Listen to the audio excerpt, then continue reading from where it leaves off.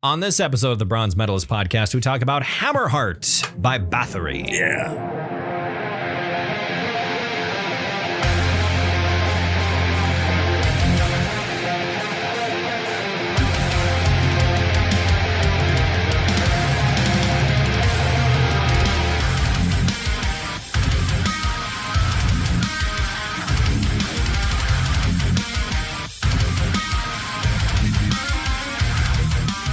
Hello, everyone. Welcome to another episode of the Bronze Metalist podcast. I'm Kale. I'm OJ. We're two professional broadcasters. We like metal and we like to talk about it. And normally during January, we talk about black metal. Right. And I always think of Bathory as a black metal band. I always forget that they didn't stay a black metal band. Yeah, there was a pivot. Yeah. And this was the pivot, the album we listened to today. And I think, like last week as well, it was also not entirely a black metal album. Right.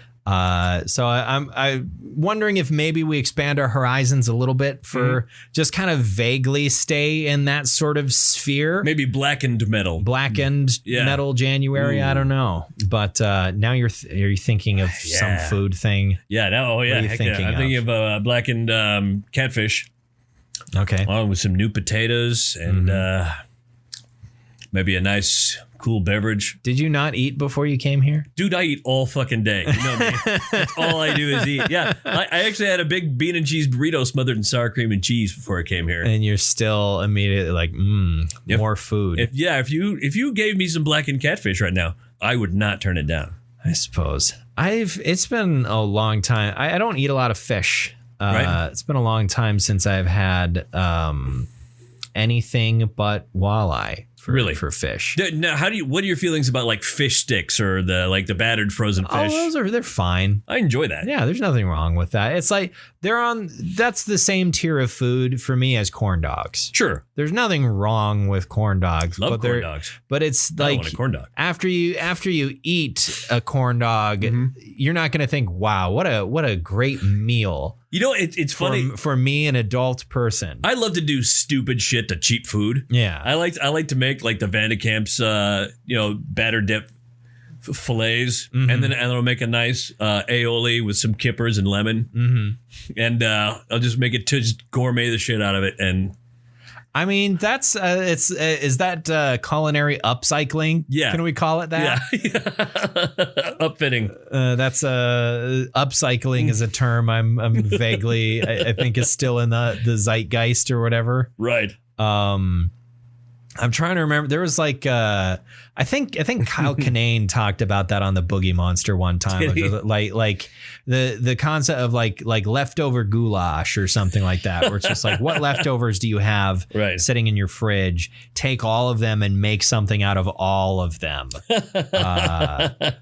I think I've done that once or twice, but I honestly don't usually have a lot of leftovers because I don't make meals. Right, you don't. And why would you? I mean, can you make a meal for one dude? Yeah, because you're all by yourself all the time. So you make just the. I know what you're trying to do, but you're not. The thing, like, I'm not reacting to it because you're just not wrong. Yeah, I know. I realize. But I don't make oversized portions really. Right. I like the one thing that I ever make where it is more than what I will eat in that sitting is mac and cheese. Right, because you can heat up mac and cheese. Yeah, that's basically the only thing that I generally make where I'm not just making a portion for myself is when I make mac and cheese, I make the whole fucking thing. Well, yeah, I mean, you gotta make the whole fucking box. Who does that? Who makes half the box of macaroni and then open? Now, do you buy the liquid stuff or do you get the dust? I get it. I get the dust, but then I put some actual fucking cheese in. So I elevate it. You elevate it. What was the word that we were just using that you said? Upcycling. Upcycling. Yeah. I don't think it's quite the same thing. They're putting real cheese in it though. Upcycling to me implies making it something more than it is. Okay. It's still just mac and cheese. Sure. It's just slightly better than the version with just the dust in it. I like the dust version, but I also I don't care for it with just the dust. Really? What are your feelings about the liquid? I don't know if I have ever gotten that. Really? Yeah. You should really try it. I mean, it'll change your life. I don't know. It's good. Like the way I do it, like normally you get some Velveeta or something to put in there. I just throw in a couple slices of American cheese and it's fine. It's good. Like, okay, there are absolutely ways to make mac and cheese just really amazing and gourmet, and it feel like you can do a bunch of fancy things to it. But at the end of the day, if it's fucking carbs and cheese that's all melty and gooey, I don't give a shit. I don't fucking care. It's still good. Like there is mac and cheese has a really high floor for quality. You have a hard time fucking this up. Even the lowest tier mac and cheese is still great. There's been some mac and cheeses. I've got them. Okay, now there was a time where I couldn't afford milk. Okay. And I remember making the powdered box mac and cheese and replacing all of the external ingredients with Bluebonnet margarine. Interesting. Yeah. All of the external ingredients with Bluebonnet margarine. Like this says butter? Margarine. It says milk? Margarine. How did that go? Wasn't great. Wasn't great, I can imagine that. Yeah. I can imagine it wasn't good. Yeah, this is when I lived in a one-room apartment with a roommate. See, but then it's like it's basically not mac and cheese at that point. Right, it's mac and oil. Yeah, that's mac and oil at that point. That's basically a much worse version of buttered noodles. Right. Which is something that I didn't know a lot of people did until my first roommate or not my first roommate, I guess technically my third roommate, my first roommate in an apartment. Okay. The only person I've lived with in an apartment, where he would do that pretty regularly, just to make buttered noodles. And I thought that was weird. It's not. I do that too. From time to time, bought a whole bunch of butter. By the way, I remember before I leave, my milk expires today. I got to do some shit with that tonight. Okay, yeah, really, really rush to do something with that milk. Yeah, yeah. Here's what you do: just drink all of it. That's a novel approach, Kale. Just drink all, not slow. No, chug all of the milk. Right? Don't just. How much milk do you have? I have about a half of a. About a liter of milk. About a liter of milk? Yeah, you could chug that pretty safely, sure. I think. You could. You just take the cap, twist it off, throw it in the garbage. Yes. Because it's never going on again. You don't need that shit anymore. Right. And just tilt that knock it back. Down. Yeah. And there you go. Yeah, like a liter's not that much. No. But then you have those videos on the internet of people drinking a gallon of milk and then throwing up. There is actually a video on the internet of me drinking 2 liters or half a gallon of milk. A 2 liter? I drank a 2 liter of milk. I drank a 2 liter of milk because now you know what I'm picturing. Yeah. Sorry, you were going somewhere, but I have to say this. Yeah. Which is I'm picturing like a 2 liter like soft drink bottle, but it's full of milk, and that is a deeply uncomfortable image for some reason. Milk does not go in there. My brain is just like I'm having trouble holding the image in my mind because my brain is like, no, that's not what that looks like. There needs to be a deep level of opacity to a milk container. You should not be able to see the milk in the milk container. It's like, but do you remember what you were going to say? Yeah, well, the reason I drank a half gallon of milk is because we did that 1 chip challenge. Oh, okay. Oh, yeah. This was a few months ago. Yeah, this was me being my 11-year-old. Which that was the chip. It was just 1 chip in like a package, right? Yeah, it comes in like this coffin thing. You open it up and it turns your tongue and your whole mouth blue. And at first you're like, that's a good flavor. Man, there's something oily about it. It's not a powder on the chip. It's kind of an oil on the chip. Well, yeah, probably an extract. Yeah, an extract.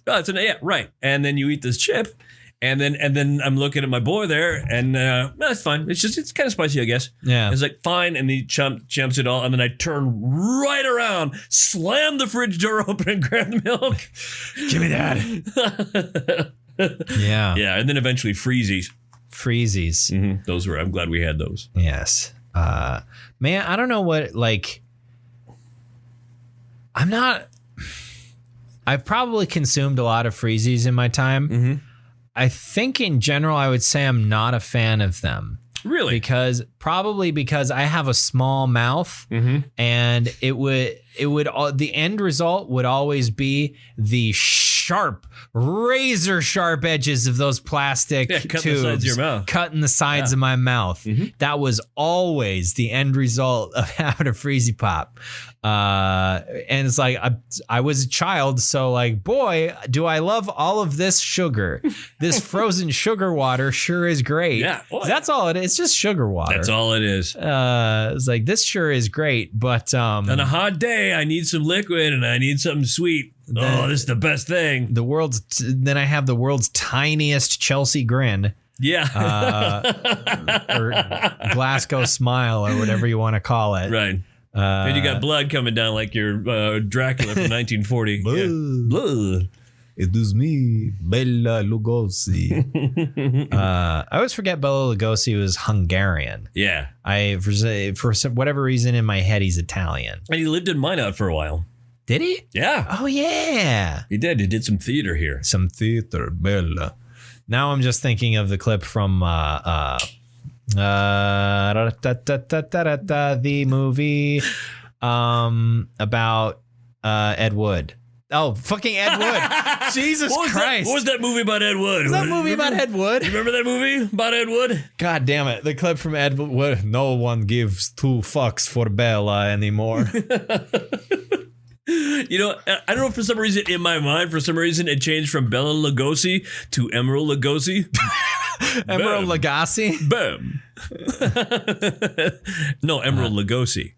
Wait. No, Emerald Lagasse is his name. Oh, okay. See, in my head, you're combining the two people. Exactly.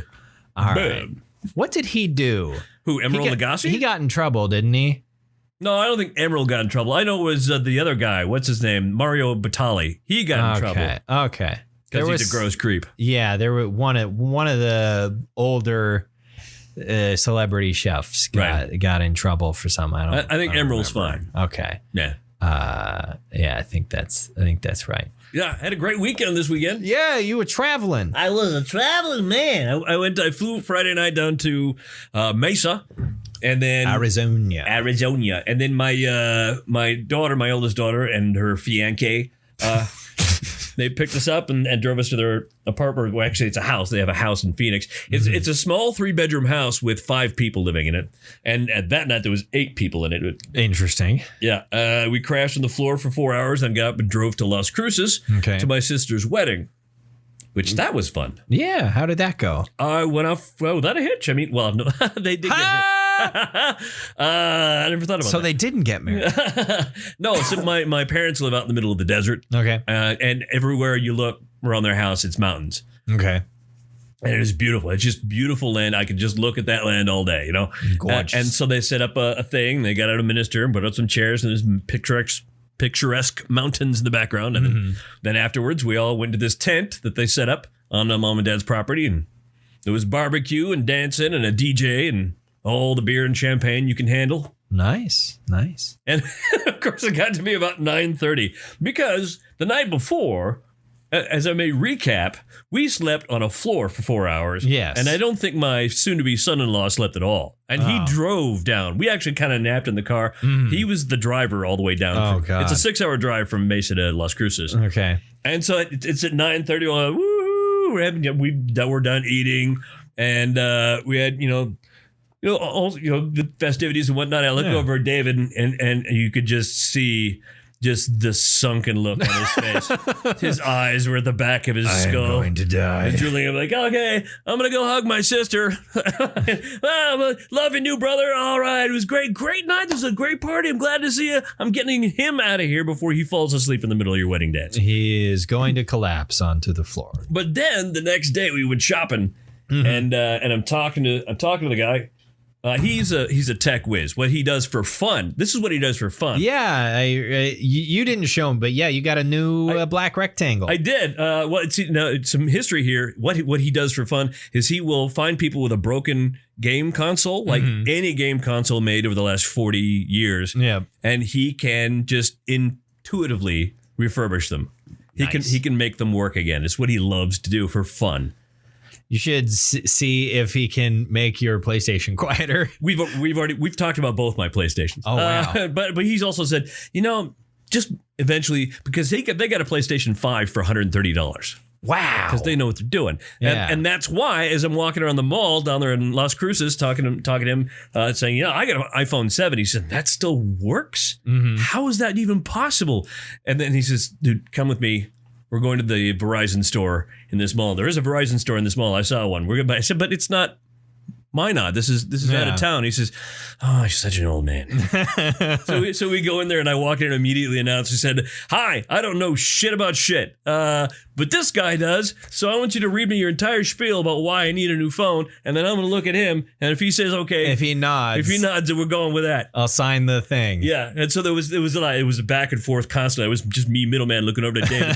And he's like, nod. Okay, we're doing that. Okay. And I look over him. He shakes his head. No, we don't need that. Yeah. Me and my financial advisor. Yeah. Me and my tech advisor. Yeah. Yeah. My is this good? Is this good to go? Let me consult my lawyer. Yeah. Well, I brought in, and then the guy's my counsel here. The guy's trying to sell me all sorts of stuff off the wall. It's like, we need this new plug because it's the USB-C plugs. That's now. right. Yeah, Apple started doing that. He said, you need this, you need this, you need this. He said, I'll go draw up the paperwork and you pick out all the stuff that you want. And he walked away. David said, don't get any of that. You don't need any of that. You don't need any of that. Well, if your phone dies while we play D&D, I can actually do something about that then. Yeah. Now because it's the same charging port. Well, yeah, and here's the fun part too is what is it, 20 watt or is it 20 amp? What is I can't remember. No. Anyway, I played it after 48 hours, it started to go bad. The battery did. I'm like, wow, this battery's lasting a long time. Then I plugged it in at home, and it took an hour, and it was charged again. Yeah, no, it's. So I don't have to worry about that shit anymore. It's nuts how fast. My phone is pretty old at this point. Mine's a Galaxy S9, I think, which I got when I was 4. Yeah, when I got when I was 4 years old. I think I got it when I was 21. Really? So at some point, I don't know. It still works. Sure, that's what I always said about my iPhone 7, and then I said, well, I mean, with the exception of that, it constantly hiccups and it's starting to go senile, and I have to charge the battery 3 times a day. And he's like, just come with me. We're going to the store. At least for my purposes and the life that I live, I have not found it to have any serious faults. The biggest thing that has happened to it, that would make me replace it is that when I was in Vegas, I dropped it on a corner. The screen did not shatter, but there is a black dot in the top corner of the screen, and now throw it in the trash. When the auto brightening thing senses bright sunlight, the entire screen flashes green for some reason. Fancy. And I don't know. It hasn't been a problem all winter because we live in North Dakota where the sun don't shine. Exactly. But when I came back through, late summer and fall, and it was the sun graced us with its presence. I like it that's the second time in the last 20 or so minutes that you've referred to this place as the asshole of the earth. Sometimes it feels like that. I was before we were recording. Yeah. I was bitching about audio cable that I bought. Which, in some other places in the world, I would not have to have bought it online. And I probably actually didn't need to buy it online. You probably could have just gone on the street here. I just didn't know where to go to acquire it. But I don't know if I can make it work anyway. I got the thing that I needed, and then I was testing it out earlier today, and it didn't. Also, it did come in. Yeah, I received it, but I think I might just be too stupid. I didn't consider that when I was making this plan. Didn't take that into factor. I didn't factor in that I might not be smart enough. So I'll fuck around with it more. I'm trying to do a thing where I can play music over Discord to my friends while we play Dungeons and Dragons. I don't know. I don't know. Speaking of that, of Dungeons and Dragons, the Wizards of the Coast has pissed off a lot of people because they are planning. They have released their plans for the new version of their open gaming license, which is basically "Daddy gets a cut, baby." Is the new plan. Before, as I understand it, with their open gaming license that came out with 3rd edition of D&D, is you are allowed to use like their like game systems and stuff like that. As far as I'm aware, like I don't know exactly how it works. I think you still may have had to pay some sort of licensing fee. It might have just been a one-time licensing fee. I'm not sure. I remember people thinking it was a really good thing. Cool. And everyone agreed that the original open gaming license was a good ass thing. And that's how we got Pathfinder. When 4th edition came out and everyone was like, ugh. 4th edition of D&D came out and everyone went like, I don't like this. Even though there were some good ideas in there. People were like, oh, well, we'll just make our own Dungeons and Dragons with hookers and cocaine. And that's Pathfinder. And it's based on the original version of the open gaming license. But now in the new version, anyone who is using those like, and you're not grandfathered in. Anyone who's using the open gaming license has to pay Wizards of the Coast a 25% cut. Really? And that includes like anyone who's publishing any sort of third-party D&D content that is, based on their like mechanics and stuff. So wow. even fucking Critical Role, the company and group of people that is like got for a pretty decent share responsible for the popularity of 5th edition. They might as well be a D&D fucking commercial. Like, yeah, but they publish their own third-party content and have made plenty of money. They are a publisher of their own material at this point, and they will have to pay a pretty large sum to keep on doing that unless they want to like officially publish stuff with Wizards of the Coast, which they have done before. They have Explorer's Guide to Wildmount, which is an officially published book. And they have, I think, Call of the Netherdeep is also an official D&D release, which was an adventure module. Yeah, there's a lot of people that are pretty upset about the whole situation. And there has to be a way to skirt it somehow. Well, basically, you just it kind of depends on what you want to release. It's hard if you want to release a gaming system that is based and also sell. Right, is the biggest thing. If you want to release and make money off of a game system that makes use of like D&D mechanics, then that's hard. If you're just releasing like campaign guide or something like that, that's a little bit easier. You just, don't use any of their trademark names for things. Sure.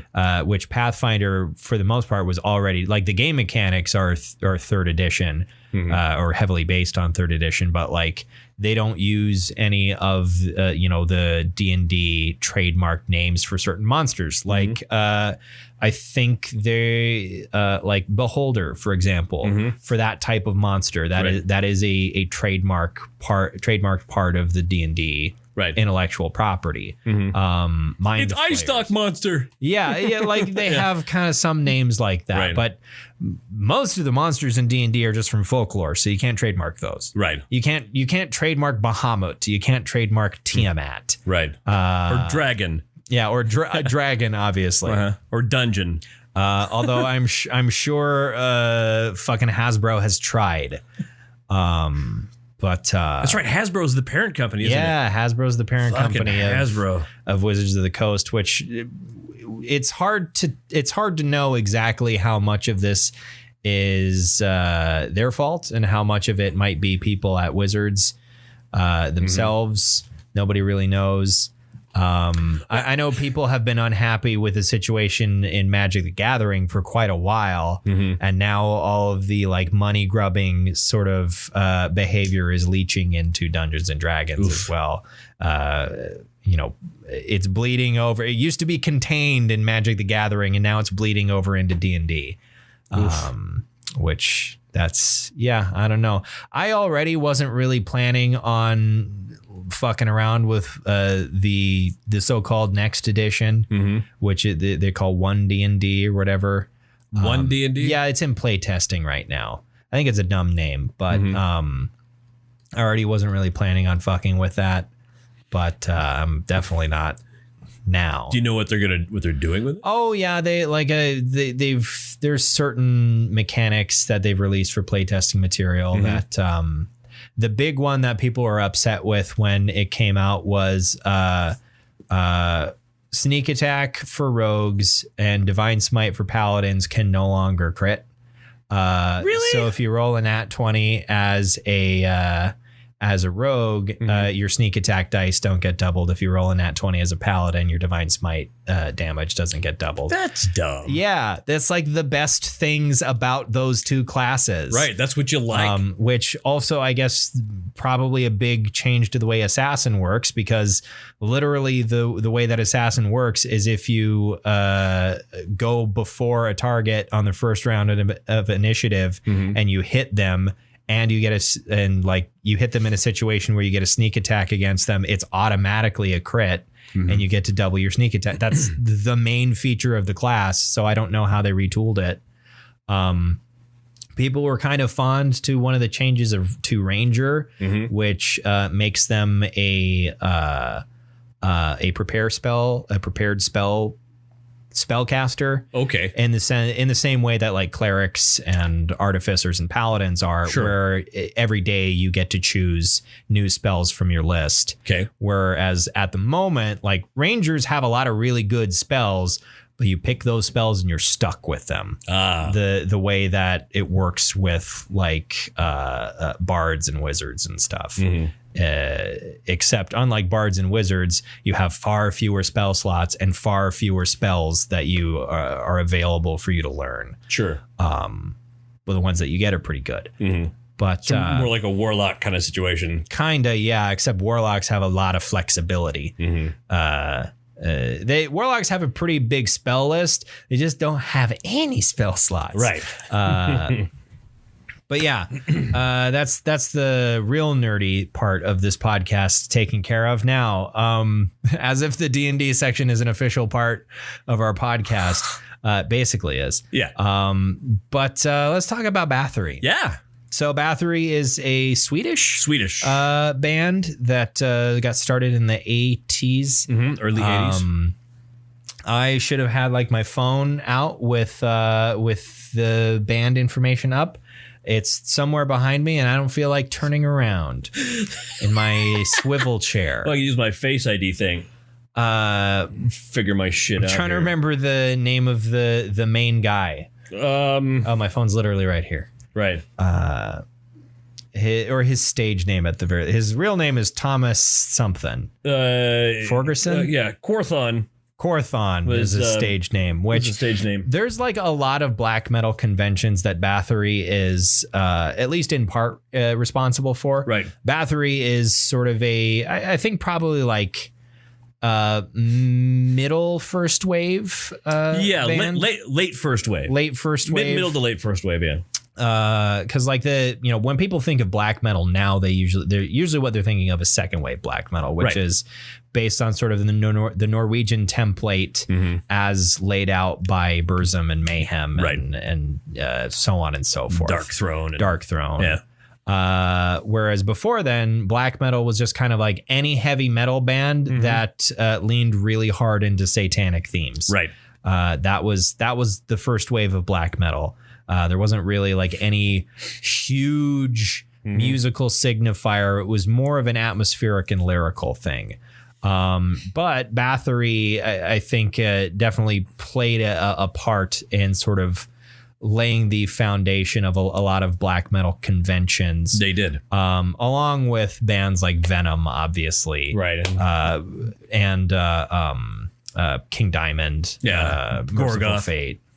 Gorgoroth is a second wave band, aren't they? Are they second wave? I'm pretty sure they're a second. Yeah, I think Gorgoroth is a second wave band. But yeah, they would be.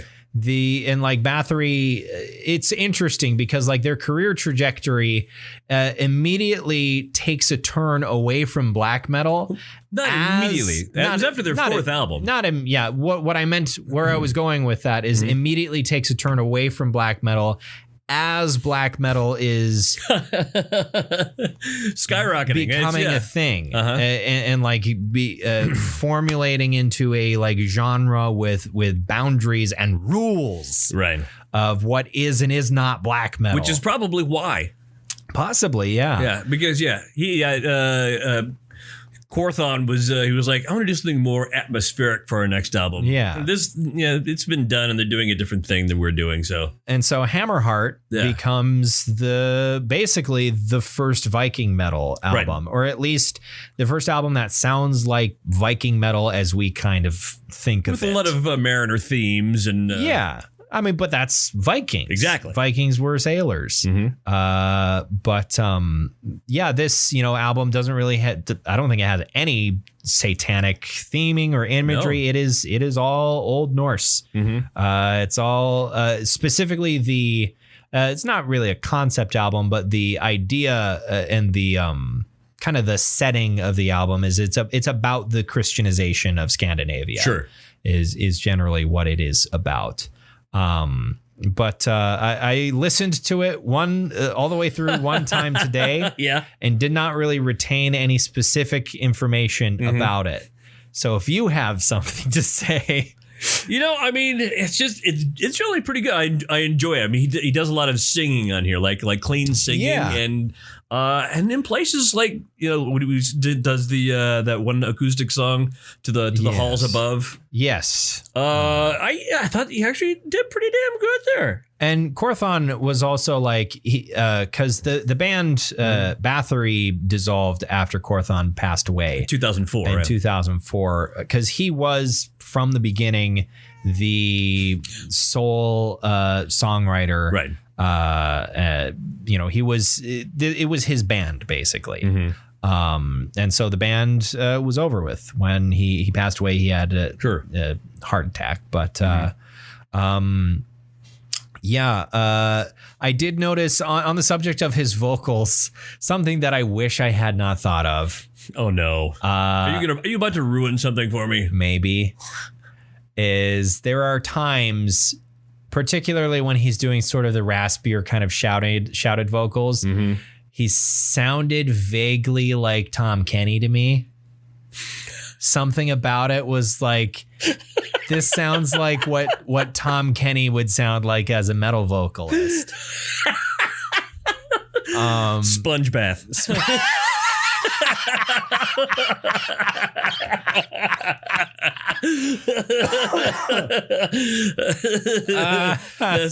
what it is.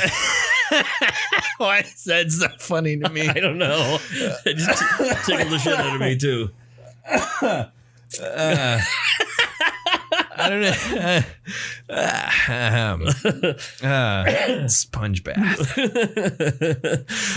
Because there's so many layers to it. There's layers to that. Because first, it's Bathory, right? Yeah, and then SpongeBob, but also, of course, giving someone a sponge real bath. Thing, yeah. It's got layers.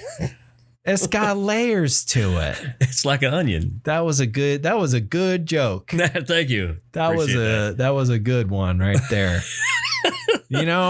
Sometimes we both get in here with some real stinkers. Yeah, oh yeah. Oh man. But every once in a while they're good. Every once in a while we light a firecracker. Oh yeah.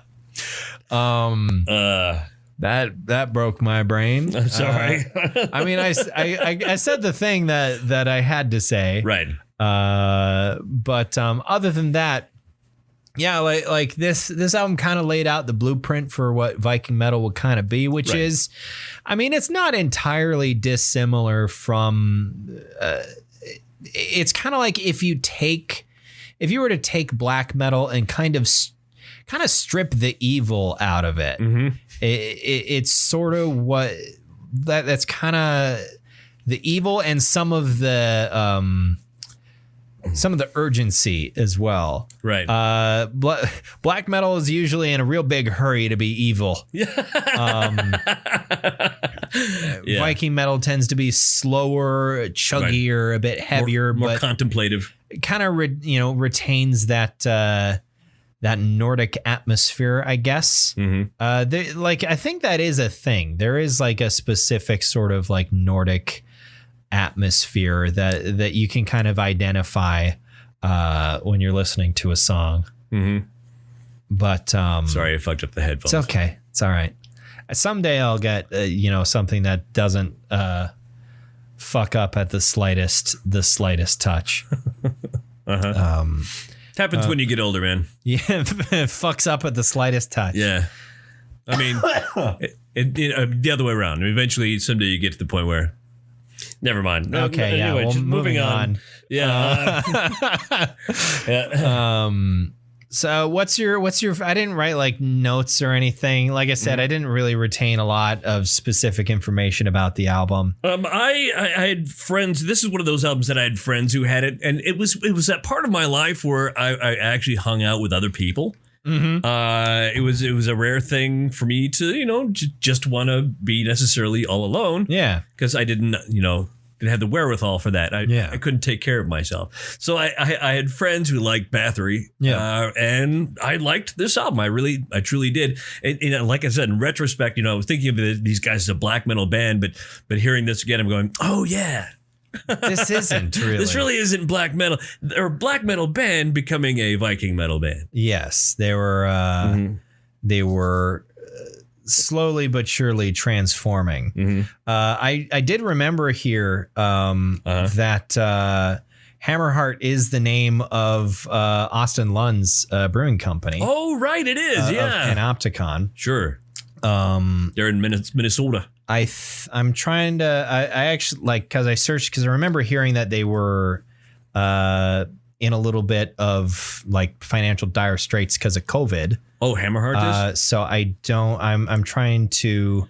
Yeah, I think they closed. Oh shit! I think they may have closed. I was gonna say at some point, just dudes making a road trip. That'd be a great. Just go down there, have 2 beers, and drive back. I think the article that I'm skimming over here seems to indicate that they are going to be doing some sort of other venue or something. I don't know. Sure. Well, he's still got to make money. Yeah, got to make a living, and that's what he does. So yeah. So maybe there's still some place to go. Mm-hmm. And get some beer made by a fine musician. But I really hope whatever if they have a physical space that's open, that it's like, okay, here's the brewery, but also here's a rack of Panopticon vinyl or something. That'd be great. And here's a pen, Austin. Would you? I would like some beer. I would like some vinyl records, and I would like for you to sign both of them, please. And here's the copy of Autumn Eternal that I brought from home. If you could sign that for me. Mm-hmm. I should see if I can get what the hell is the name of the album from a couple years ago? Once Again Into the Light and Once Again Into the Light. Just sounds familiar. Something like that. Because I really like that album. It's been a bit since I've listened to that one. Actually, I should go back and listen to it more. And I think it's just And Again Into the Light. Yeah, it is. Okay. Again Into the Light. Gotcha. ... And Again Into the Light is the name of the album. But you added the once in there. Yes, we're on a tangent about a different black metal. Exactly. Band I mean, we're still keeping in theme with Black Metal January. That's true. It's too bad that there's not like a new Panopticon album that I can just be like, we're listening to this one. I might just have us listen to an old one. I'm done with that. Yeah, that's never a bad thing. No. Because I don't know what I want us to listen to next week, but.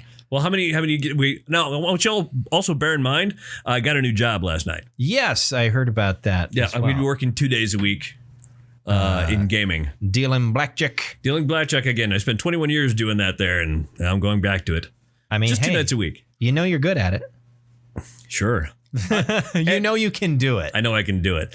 And here's the deal. So that means I'm going to be doing Tuesday nights. And what that means, again, is that by the time I get to this point in my day on Wednesday, I'm going to be a hoot. You're gonna want to go to bed. Yeah. Well, I'm gonna leave straight from here to just crash at home. But so I think what my plan is to do Tuesday nights, because I have to get up at like 5:30, 6 o'clock to do news. On one of our radio stations. So I think what I'm gonna do is I'm gonna get home at 1 o'clock in the morning. Yeah, and I'm just gonna do news then. I don't think there's going to be a lot of really big developments in North Dakota that happen between 1 and 6 a.m. Right. I generally don't think there will be much difference. Generally, North Dakota. Oh, okay, good. Yeah, 1. If it's in town, it's 2 o'clock. But yeah. Yeah. Generally, by 1 a.m., North Dakota has drank itself to sleep. Yeah. And so there's nothing that happens. There's nothing more that'll happen till sunrise. Yeah. And also the people who would be the boots on the ground gathering news aren't up and around and doing things at that point either. Right. We are not this state does sleep. Mm-hmm. In fact, it's very sleepy. Mm-hmm. This state sleeps in when it comes to the news. When I first started in radio news back in the day, back in your day, back in 23 years ago, whatever, I started doing news. Maybe it was 24 years ago at this point. A guy named Donald R. May, which I hope he's still around because he was a hoot. I'm using that word hoot again. Mm-hmm. And he said, I'm going to teach you how to do this. And we get up at 5 o'clock in the morning, and he would actually drive me to the police station and the Ward County Courthouse, and we'd look through police records to see what happened the day prior so we could write news stories about it. Wow. Yeah. So we're the press, we're coming in. I'm like, okay. We're here for the news. But now I don't even put on pants for that shit anymore. Well, and also we're not a news radio. We are not. We're entertainment. We have a news feature, but that's because every once in a while, just as a courtesy. Well, I do 6 newscasts a day. Yeah, because we can sell sponsorships. We can. And if you want to buy a sponsorship, don't contact us about it. Yeah, we're not that department. That's not our department, and this is also not an official function of our work. Exactly. So, we're not at work right now. We aren't. Dude, let's snort some lines. We're the hookers. Hell yeah. Right here. For the record, he held up a cat. Yeah. I have a little platform, like a little mini cat tree thing that I had next to me at the start of the podcast for her to jump up onto, to sit next to me. And then she really genuinely bit my arm pretty hard while I was attempting to pet her while she was on it. And so I kind of tossed her gently aside. I knew something had happened. I wasn't sure which of the 3 different potential things had happened, but yeah, I figured that was the one. Like normally, I was telling you that before we started recording, that normally when she's on that, we kind of play fight a little bit. She really fucking bit me when, like, she didn't draw blood or anything, but she put some force into that, probably just because you're here. Yeah. She's showing off for the new dude. Well, I'm not really a new dude, though. She's known me for... I don't know. She's, I was going to say weirdly antisocial cat, but no. That's not weird for a cat. Cats in general are. She reacts very differently when other people are around. I feel like she's not antisocial. I feel like she's sociopathic. That might be it. Yeah. She's a little psychopath. Uh-huh. She's lucky that she is so goddamn cute. Right. Exactly. She's such a fluffy sociopath. She's so cute.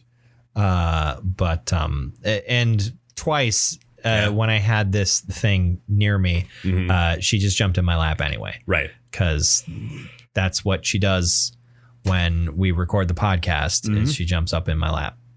And you look like a Bond villain. Yes. With my high-backed chair. Your high-backed chair. I should wear a suit. That's always the thing that's like fucking Blofeld with the cat or whatever, because it's always like a white Persian or something like this. Like, you're getting fucking cat hair all over that nice suit, my dude. I hope you have a lint roller. Like, that is the curse of having a white cat. Is I wear anything black and just immediately ruined. Right. But Bathory. Does this album slap? Yeah, sometimes, yeah. Yeah, sure. I didn't look up any sort of review information, although that might have been kind of hard to come by. This album came out in 1990, and it's not like a big, huge band that publications have like officially available online review statistics for. What's your favorite song? My favorite song on this particular album, I would have to say, is Baptized in Fire and Ice. I really enjoyed that song. And I think a second one would be One Road to Asa Bay. I don't like not having a favorite picked out, but like I said, I listened to this album one time and did not retain a lot of it. Was it because of the album, or because was it the situation you were in at the moment? A bit of both, I think. Like I wasn't deeply compelled by what I was listening to. Right. I thought it was good, but there was nothing that was like nothing grabbed a hold of me really. Right. At least in any way where I was like, oh, I got to make a note of what song this is. Right. So I don't have anything to particularly point out as my favorite. So nothing you remember. Nothing that I remember. And again, I don't like that. I'm not proud of that. It's just what happened. So I don't know what medal are you bestowing upon this, like Maskanata to Chewbacca? I mean, it gets at least a silver. Yeah, this is a silver as well. I didn't dislike anything I heard. Right, but it would definitely unfair unfair for me to give this a bronze because I wasn't paying close attention to it. But it also wouldn't, under no circumstances would it deserve one of the very few bronzes we've ever given out. Right. So it's a silver for sure. One of these times, I think I want to throw at you a different Celtic Frost album. like Cold Lake, and then you listen to that one, you'll go, "Fuck! I really want to listen to Into the Pandemonium again." I thought you just as a palate cleanser. The opposite thing. No. Yeah, no, I'm serious. Their first album, Into the Pandemonium. So you're telling me that Into the Pandemonium was the one with the highest degree of chance that I would have liked it? No, the one prior to it. Okay, it was probably, remember their first album, I think. So Cold Lake is even more. Cold Lake not my thing. Even more, yeah. That's when they started using a lot of hairspray and eye makeup. Oh boy, yeah. Celtic Frost was just kind of not. It's just not my style. I don't know. Maybe their later stuff. When they got out of their experimental phase and went, look, we're a metal band. Let's just do that. Let's just stick with something here. But But yeah, as far as next week goes, probably a Panopticon album. I'm down. I have no other ideas, so All right. It'll probably be a Panopticon album of some persuasion. I'll pick one out Sounds that we good. haven't talked about yet. There's a couple that we haven't talked about yet, so I'll figure out which one I want it to be. All right. Until then, go ahead and follow our pages on social media or on Twitter and Facebook. Are we really on Twitter? Do we have? Yeah, do you we post on have Twitter? just the episode links. Oh, okay. And that's basically all I do on Facebook too. Is just post the episode links. God damn it! That sounds Barely so good. anything. Scrambled eggs, some toast, Barely anything. links. Oh man, that'd be great right now. God. All right. Well, we'll finish the podcast so you can go eat some breakfast food at 8:15 in the evening. All right. So thanks for listening to this episode of the Bronze Medalist Pod. But by the way, go ahead and subscribe to our feed on whatever you're using to listen to us. Sure. Got to say that part. We'd love to have you along. least. Yeah. All right. Thanks for listening to another episode of the Bronze Medalist Podcast. I'm Kale. I'm OJ. Congratulations.